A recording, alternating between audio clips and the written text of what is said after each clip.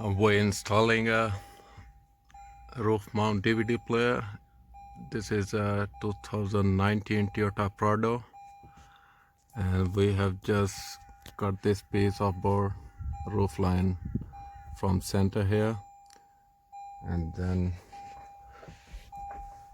we'll put that plate here using self-tapping screws in that beam here.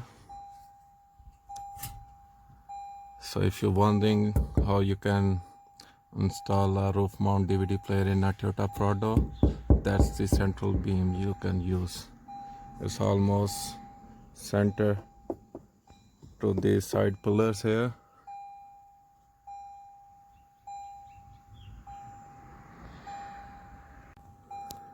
So that's a finished product in a Toyota Prado 2019. So it's an Android roof mount DVD player, and as I shown you guys, not that difficult to install in Toyota Prado 2019. I think it's still series 150.